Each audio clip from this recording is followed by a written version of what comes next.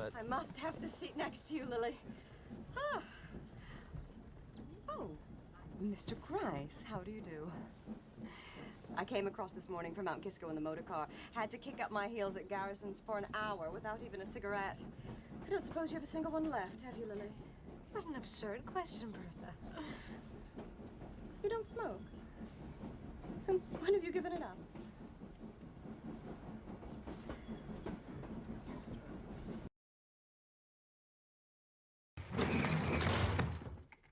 Sit down. I've got a word to say to you. If you have anything to say to me, you must say it to me at another time. I shall go upstairs to Judy unless you call me a cab at once. Go upstairs. Judy isn't there. Do you mean to say that Judy is not in this house? She isn't even in town. I don't believe you. My wife is still at Bellamont. If she were not coming to town, she would have telephoned. She did. I received no message. I didn't send any. How dare you compromise me in this way? Don't take that high tone with me. I've been patient long enough. After all, the man who pays for the dinner is generally allowed a seat at the table. Do you mean to say that I owe you money? You told me that it was all right. It was all right. It is all right, Lily. You're welcome to it, all of it. I just want to be thanked a little. I have thanked you. Or do you wish for payment in kind? If I owe you money, I shall pay you. You owe me $9,000.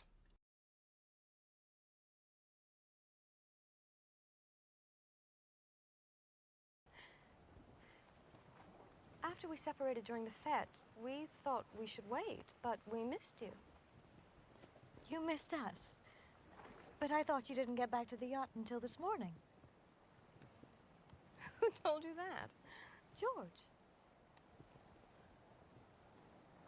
Is that his version? Poor George. He's had one of his attacks again. It is very bad for him to be worried. Whenever anything upsetting happens, it always brings on an attack. Anything upsetting? Yes. Such as having you so conspicuously on his hands during the small hours. You know, my dear, you're rather a responsibility in such a scandalous place after midnight. Well, really? Considering it was you who burdened him with the responsibility. A married man should not have the burden of being seen alone with a single woman. Yes, we were alone. Is that so dreadful? After all, we lost you as much as you mislaid us. Oh. So now it is my fault for not having the superhuman cleverness to find you in that dreadful crowd. Or the imagination to believe that you wouldn't wait for us on the quay until we managed to meet you.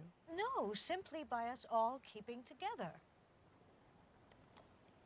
Keeping together. Lily, you are not a child to be led by the hand. Nor to be lectured, Bertha. Lecture you? Heaven forbid. I was merely trying to give you a friendly hint. But usually... Come on, Lily, if you're going back to the yacht. Miss Bart is not returning to the yacht. Bertha. Miss Bart, there has been some misunderstanding. Some mistake.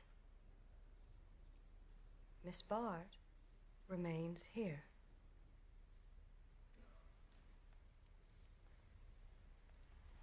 And I think, George, we had better not detain our guests any longer. It is my will and desire that after my death, all my just debts to whomsoever shall be paid by my executives hereinafter named. Second, it is my will and desire... Lily will get everything, of course. Aunt Julia was always a just woman. Well, it's only about $400,000. 8. And to my niece, Miss Lily Bart, I bequeath the sum of $10,000. 9.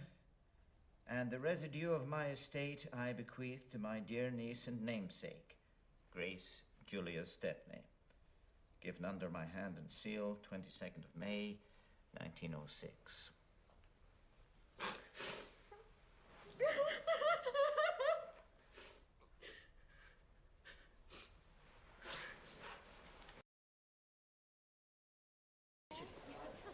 I don't listen. Well, one hears such things without listening. Good afternoon, Mrs. Fisher. Carrie, how delightful to see you. How delightful, Judy. Oh, Lily. What a pleasure it is to see you. Gus? Miss Bart, I must see the head waiter, Judy.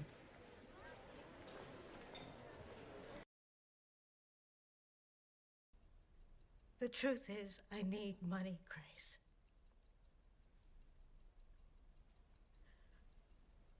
Would you be willing to lend me the amount of my legacy? You must be patient. Remember how beautifully patient Aunt Julia always was. But you will get everything, Grace. It would be so easy for you to borrow 10 times the amount that I am asking for. Borrow? I am at the end of my tether.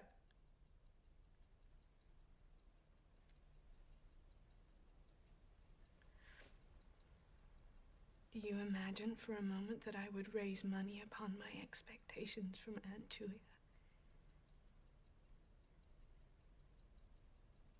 My Lily, if you must know the truth, it was the idea of your being in debt that brought on her last illness. You won't help me then?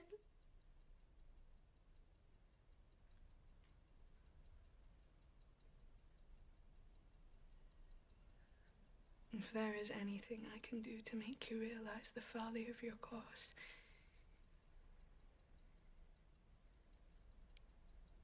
and how deeply she disapproved of it,